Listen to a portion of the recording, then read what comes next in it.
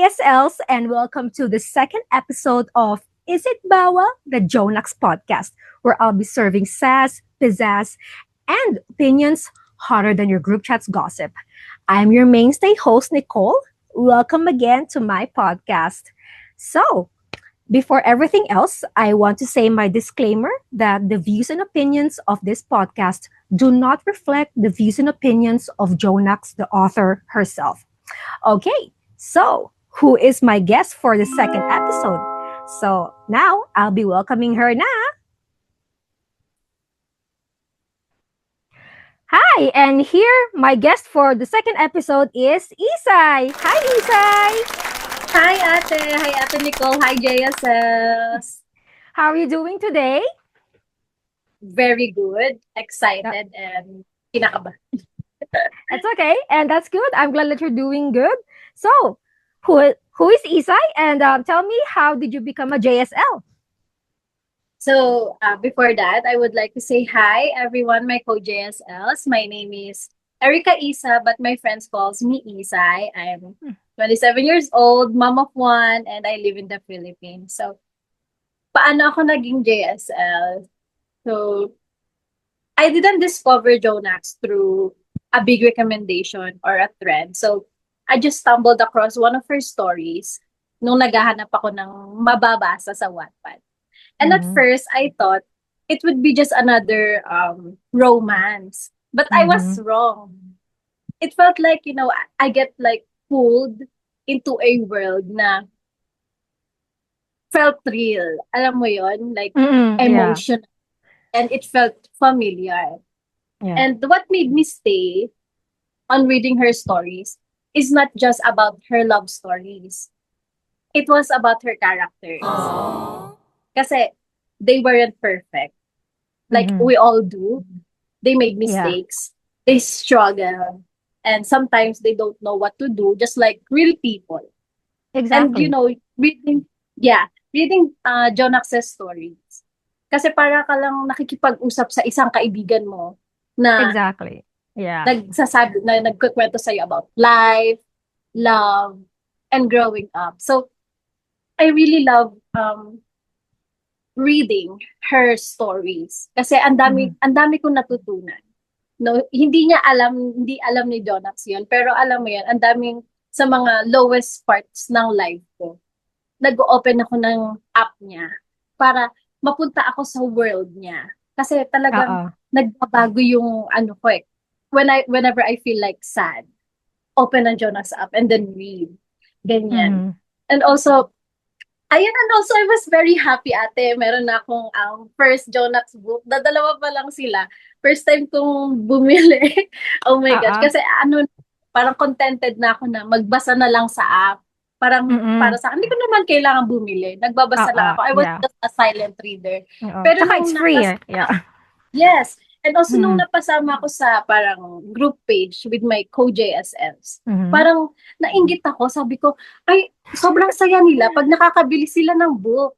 And I want to feel that emotion then. I want to be thrilled, no? So, ayun, nagpasabay na ako. And I was very, very happy nung nakuha ko siya noong December. It's like my best Christmas gift ever. So, ayan, I have them here. I'm very, very happy. And you know naman, ano yung mga books na nabili mo? The Jonax ones, I only have this two. My favorite series from the Italiano series. Oh my gosh. At ang swerte ko kasi nabili ko siya on sale. Regalo siya ng aking husband. Sabi niya, bilhin mo na. Sumabay ako kay Ate Jen. That's so sweet. Jen. Thank you for the effort, Ate Jen. I love you so much. Tama, naka-bookmark pa ang chapter 40. If you know, you know. Oh my God, that's so cute. The legendary Aston Martin. Kaya naka-bookmark siya, binasa ko kanina. So, ayun. And I also have like the Twilight. And like some dark romance. Ayun. So, that's so cute. Ayun. Oh my. Being a Jonax fan naman doesn't mean na you need to buy her books or like her books and like that. So, ayun, for me kasi nga, the stories it made me like, it makes reading feel special to me pag Oo. binabasa ko yung stories niya. Kasi I was always excited to be in the zone, to be in my quiet moments, to be lost in my imaginations. Kasi yung stories niya, it doesn't just, her stories always stays with you even after you finish them. Kaya, Totoo yan. alam mo Totoo yun, I yan. love them. Oo. Yes, talagang meron akong ate. Ano kasi ako, parang, ano ba tawag doon? Comeback reader. Kasi nawala Oo. ako, tapos nagbumalik ako. Ako, Parang, ganyan ako. first year, Ganyan ako. Yeah. ganun ka. So, Oo. I was in high school nung first time ko siya nabasa. First year, second year, talagang basa ng Wattpad. Mhm. Mhm. Different authors, different stories. Pero, parang wala ako masyadong paki sa author. Basta basa ako ng basa. Oo. And Yes. then, yun, nag-focus ako on studies. Then, no college, first year, sabi ko, naboboard ako. Nag-download ulit ako ng Wattpad. And there was two stories na talagang tumatak sa akin. And it Mhm. was a story by Jonas. Eh, kasi hindi ko alam yung author. Hindi ko pa siya kilala. Hindi ko alam Mhm. yung title. Sabi ko, paano ko siya mababasa ulit? Ibig sabihin maganda siya kasi it stays sa utak ko. So, I went to Google. I was like, a Wattpad story. The female lead is a child and raised as a cult leader with a goat as her pet. And she lives in the Oh. woods. Oh, di ba? Alam mo na kung anong story yan. Mhm. Sons of Time. Kaso, nung sinerge ko, walang lumabas. Oo. Eh, dalawang story yun. Sabi ko, naku, ano kaya yun? In the next story, I was like, okay, again, I want a Wattpad story. A female lead is a celebrity, and she was like, running away from her kidnappers. And then she rides the boat, and it blows, and she gets like, blown by the waves off to her lover. Ganyan. Di, parang hindi ko Oo. ma-explain.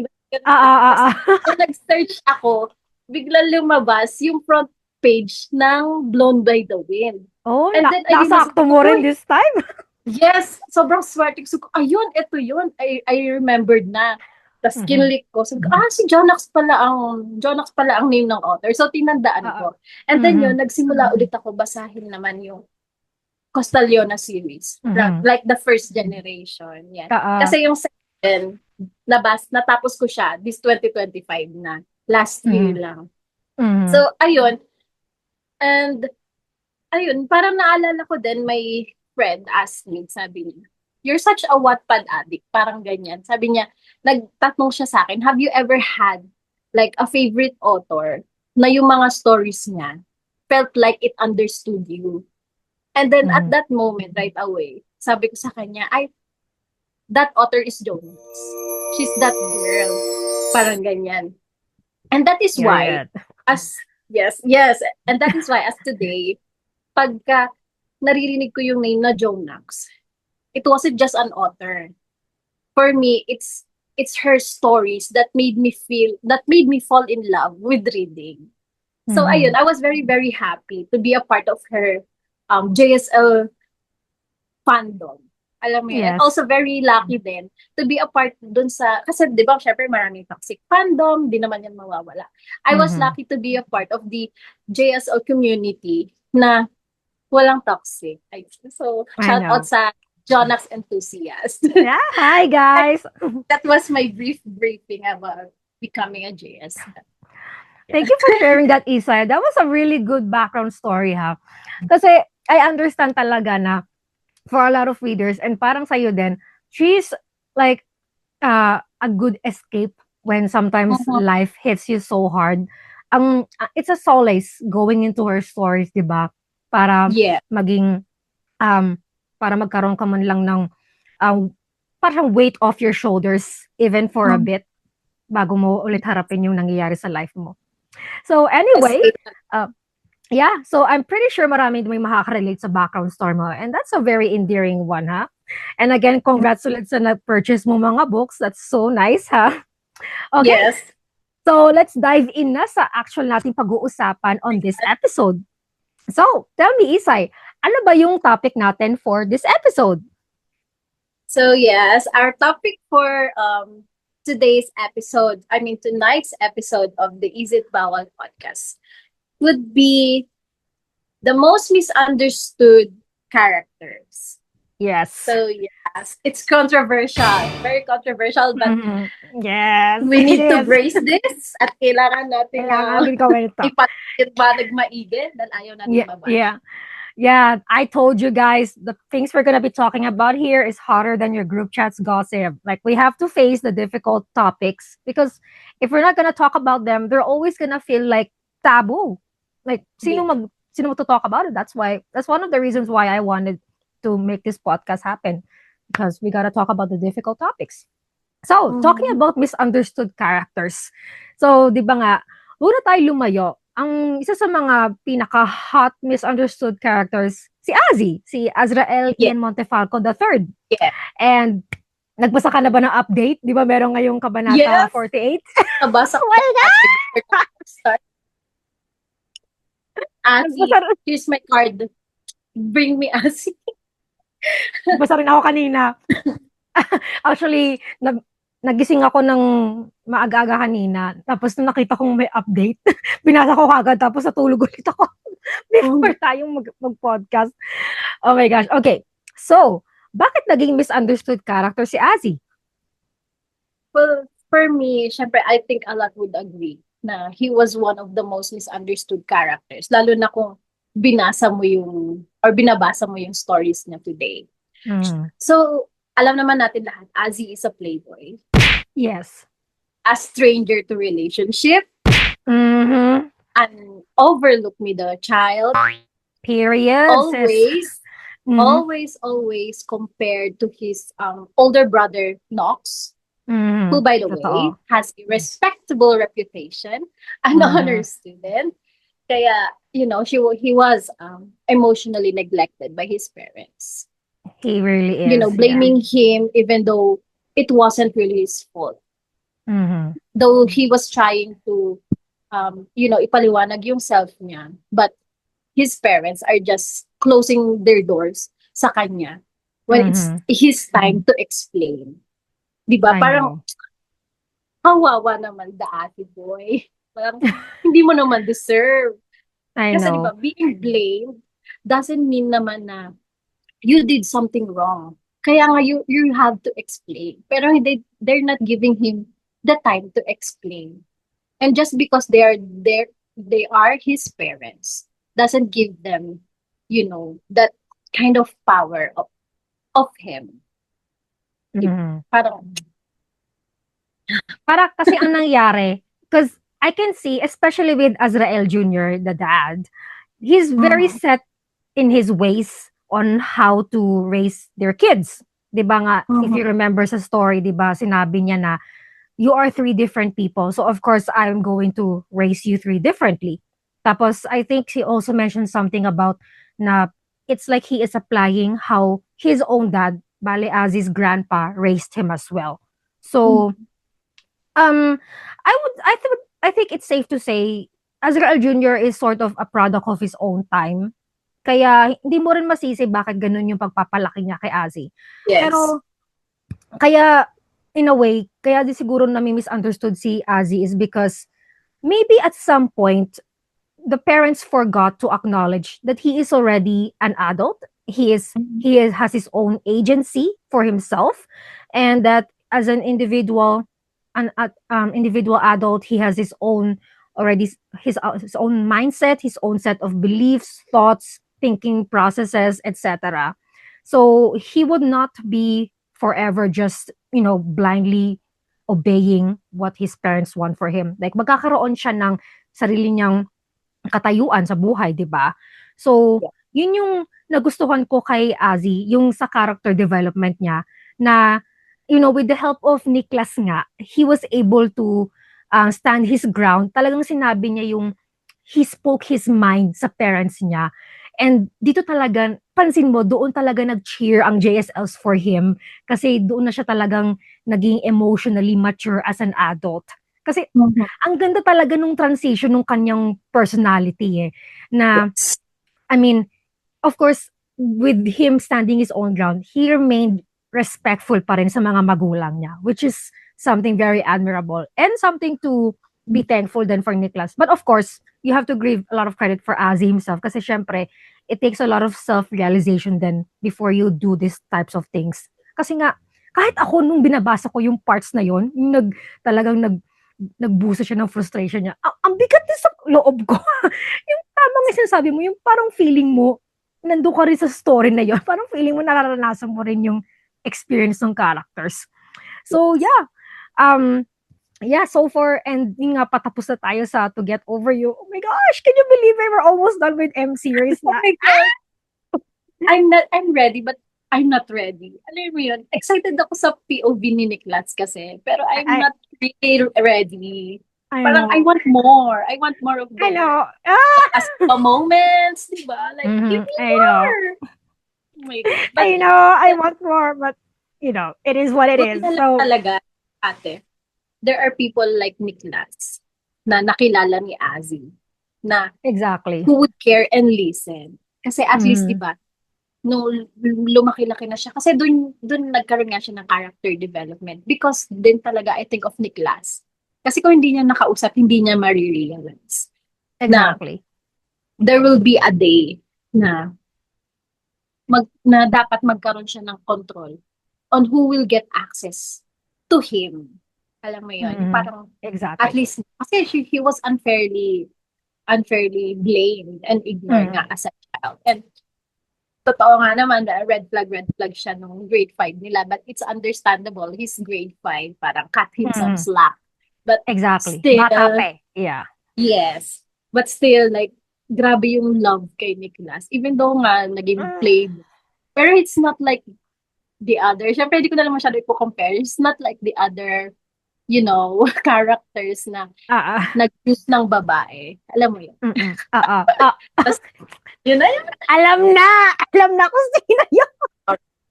Sorry, patawarin niyo po ako.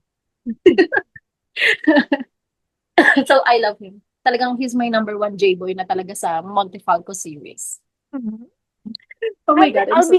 I'll be honest, hindi ko in-expect na gantong magiging kalaki ang impact ni Azzy. I think I kind of see now bakit hinuli siya sa Montefalco series. Because, I mean, we all know yung si Claire and Elijah, the Claire Elijah couple, sila yung flagship couple ng M series because who, sila yung nag-start ng series, right? So, it makes you think that they are the it couple. Pero nung dumating na tong si Azzy, and then when he became together now with Niklas, like, oh my gosh, I think I have to rearrange my decisions here right now. Parang ganun yung nangyari sa chemistry, thought pag process. grabe yung chemistry. I know. Oh my God, they're so good. So yeah, at least Yeah. na-establish na natin bakit naging ganito si Azzy. And talagang, ang ganda ng development niya. So good. Oh my gosh. Yes. Okay, so let's move on to another character na we think is misunderstood. Mag-jump tayo ng other series dito. Yes. Let's go to ATL. Sina Allison and si Olivia. So we Olivia. can yeah. Okay. So bakit sila naging misunderstood characters? Well, I think naman for them, kasi diba, they are both the first loves of Cameron and Nicolo, right? Yeah. And some naman will think na talagang they are misunderstood, pero some din talaga love them. Kasi hindi Yes. sila yung nakakabwisit na past Mm-mm. past lovers. So, Exactly. but Yeah. parang silang, syempre, they shared a trauma, di ba? Both of them get kidnapped. Pero, on Allison's side, Cameron took tulong para i-rescue siya. I know. So, yung pagiging upset na is valid. So, it's okay na she got upset. Kasi nga naman, took too long for him and she was very traumatized. And then, naman, what else? For Allison, deep yung love niya kay Cam is very deep. It is. And also kasi yung distance nung nag-break sila is Oo. nakatulong din naman for the both of them to heal. So, distance healed Cameron and then he moved on. Yeah. And the time Then also. Yes. And then for Allison, distance healed her, but her feelings doesn't change. So, di ba, parang, ang sakit. So, some misunderstood her na parang nag-ahabol pa or what. But I love her kasi she didn't beg, she didn't I know. force, and Mhm. she chose to let go out of love for Cameron. Mhm. Di ba like, I know. girl, hands down.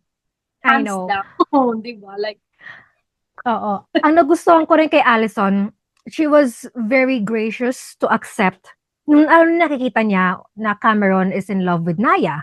And yeah. anyone na makakita sa kanila, it's a very obvious thing, 'di ba?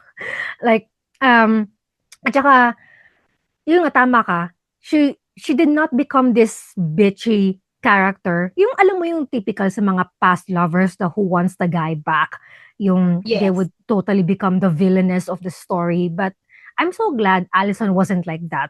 She was mature enough, she was gracious enough to step back and accept na, okay, I think Cameron and I are totally done for good. Like, finito na talaga sila. And gusto ko yung fact na parang it's kind of implied na there's something with her and Ross na, 'di ba? 'Di ba, remember Yes. Ross, Yes. yung yung ex brother-in-law ni Naya? Yes. Like, sige na, kayo na lang. I know, 'di ba? Bakit pa rin silang may trauma, nakidnap sila pa rin. So Diba? true. Pwede Diba? sila mag-trauma bonding. O, diba? Meron na silang common interest. Charot. That's true. For Pero Olivia yeah, naman. pero at least binigyan ng kumbaga implied na magkaka-happy ending din naman si Allison. At saka si Ross din. Kasi syempre, si Ross, medyo kawawa naman kasi, di ba? He was in love with Yeah. Naya, kaso it was never returned back. So, ayun. Tapos si Olivia din, in a way, she's sort of a misunderstood character rin. Kasi nga, like, yun nga, she shares the same category with Allison. Siya yung past lover ni Nicolo, this time naman sa Made of Glass. And as we all know, yung trauma ni Winter, because she was, ayan, si Winter din, she's also a misunderstood character, right? Because Yes. yung background niya sa family niya, na siya yung tinatawag, di ba, na glass child nga, yung overlooked siyang anak, tapos laging yung mga mali lang yung mali na nakikita niya. So, nung nakilala niya si Olivia, alam mo yung, nalala mo yung doon nag-set in lahat ng insecurities ni Winter. Kasi Yes. parang na naman tong yung situation niya with Alfie and yung sister niya si Crystal. So parang nade-deja vu na naman siya.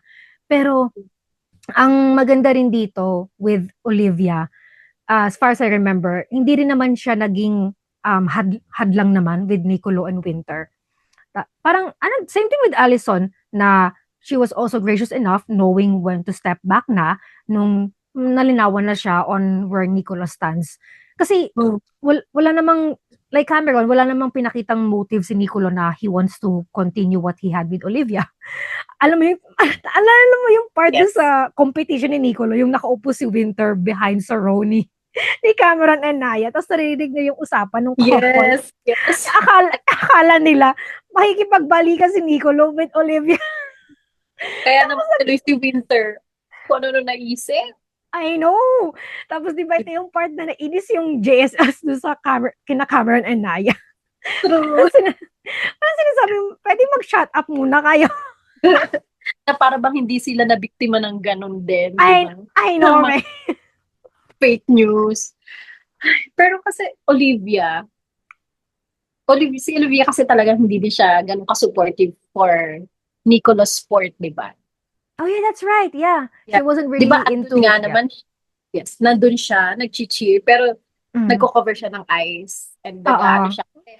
Para sa kanya, it's unjust and it's violent. For me, yung love ni Olivia kay Nicolo is parang matatawag kung conflicted love.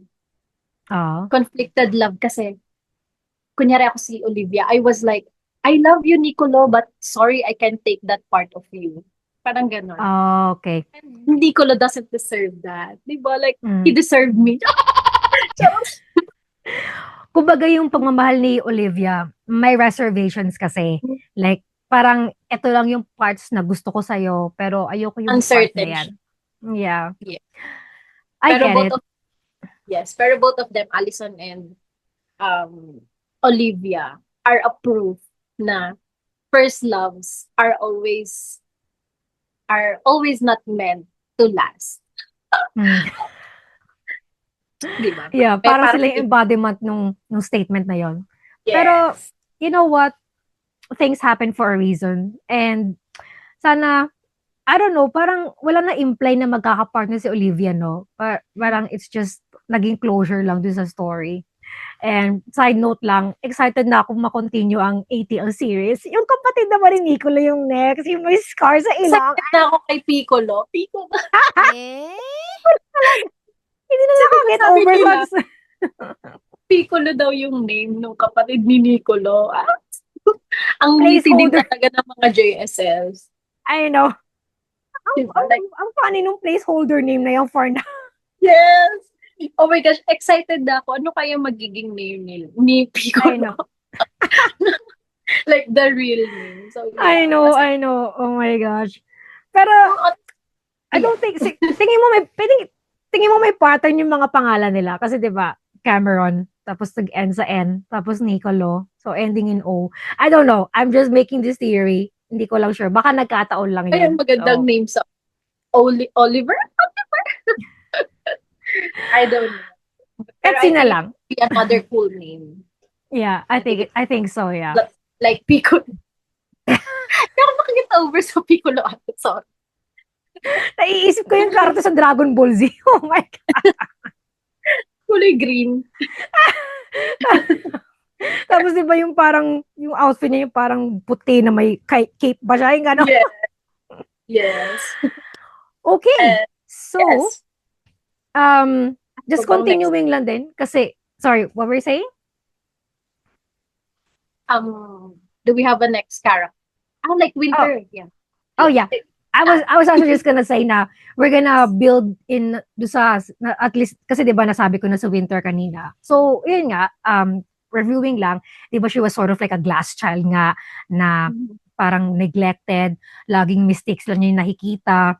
Pero alam mo yung maganda rin yung na-redeem niya yung sarili niya. And again, this time, naka-help talaga si Nicolo sa development niya. Kasi with a little bit of pagkukonsente. Kasi nalala mo yung part na sabi ni Nicolo, at least she's the kidnapper, not the kidnapper. Yes. The Sindicato genes activating.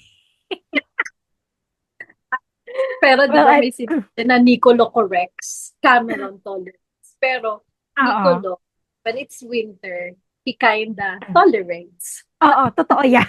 Totoo yan. He corrects to make tolerating talaga. Pero si Cameron talagang tolerate lang talaga all the way. Yes. So Pero for yeah. Winter, yeah, I have comments for Winter. Yeah. Go get it. Ang sakit din talaga for me yung part nung kay Winter kasi, di ba, she got betrayed by her own family. Oo, yun lang. Her own, like, lover, Alfie na lang kwenta. Kasi for Winter, she was always, trying to fit in. Kasi nga, parang ganun sila pinalaki. And she was like, she was always the second choice. Always the shadow of her sister. Exactly. Pero I think, it sucks. for me, Winter is a very precious character. Like, I mean, really she almost killed her sister out of jealousy. Pero kasi, yung view sa kanya ng mga tao, they view her as strong and unstoppable in a negative way. Kasi nga, she thinks differently. Oo. Pero, she has a pure heart, if you comprehend properly sa pagbabasa, you can see na she has a pure heart. Kasi, hello, she can't even kill a rat kasi she thought it's innocent and may I know. family of its own, di ba? I know. Si Marlon. Si Marlon. Like, di ba? She always looks for the kindness of some mga people. No, she never closed her doors. And Exactly. I think for me, Winter is beyond just her mistakes. Oh, she really is. Definitely. She is Yes. more than her mistakes. And I love her. I know. I love her character so much. Mhm. She is the type of woman na, she has like so much love to give. Talagang Mhm. kailangan lang niya mahanap yung tamang tao na lalaanan niya nung pagmamahal niya. So, I'm glad na before Nicolo, I'm very happy na she has Luna. Remember her friend? Yes, her Na best yung friend. talagang day one niya, ride or die. Yes. Yung tutulungan niya Also, di ba, pang magbaon Edward? ng katawan. Yes, and also, di Um, ba, Edward, she didn't leave Edward even though part ka ng syndicate. Di ba? oo. Like, She still somehow cared for him, 'di ba? Like parang yes. gusto niya pang tulungan and everything. Kasi in a Mhm. way, parang gusto niya ring gantihan yung pagtulong sa kanya nung yung tinatry na tumakas, 'di ba? Nung competition Yes. ni Nicolo kasi hinahanap siya ng pulis. Pero Mhm. ayun nga, despite everything that happened in her life, I'm very happy for Winter na nakahanap siya ng tulad ni Nicolo who accepts her wholeheartedly. Yun nga, yung kabaligtaran nung ginawa ni Olivia na may reservation sa kanya. Itong kay Nicolo, he loves all parts of Winter, even the parts that he thinks even the parts that Winter thinks is not acceptable in her. Tinanggap rin ni Nicolo yon. And that's the kind of love that Winter deserves the most. Yes. And then yun nga, They both andiyan pa deserve each other. they really deserve each other. And yeah, ayun nga Yes. si Luna, 'di ba? Yes. She is a very steadfast friend, and that's really something na very commendable din na she really stuck with Winter through thick and thin. Kasi for other people, like, dito po ng Winter, susukuan na nila yung ganyan, 'di ba? Like, not all Yes. people would be able to handle having a friend like Winter. Tapos, si Nicolo naman, um, alam mo yung sobrang deserve niya mahalin ng isang tulad ni Winter. Kasi nga, ang dami niyang ibubuhos na pagmamahal for him. Tapos yung talagang makikita mong devoted lover talaga si Winter. And ganun din naman si Nicolo eh. And kahit ba na sabihin na nating talagang parang almost perfect type na lalaki na si Nicolo, alam mo yung he can let his guard down when he's with Winter. He doesn't have to put on this perfection facade. Kasi alala mo yung time na kaharap niya yung tatay ni Olivia, alam Yes. mo kita mo talagang naka-up talaga yung facade na yun eh. Kitang-kita mo talagang yung very Hindi talaga niya kailangan. pinigilan. Oo, yeah.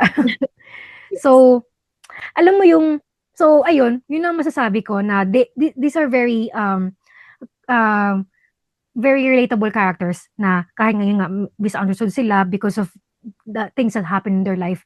Talagang alam mo you really feel for them. Like you can't help but Mhm. really feel for them and you just want to wish the very best for them always in their lives. Sana lagi kayong happy, ganyan. Yeah. I think that sums up yung part 1 ng ating episode right now. And Yeah. magkakaroon tayo ng part 2 dito, guys. So, hang on tight there and see you guys on the second part of this episode.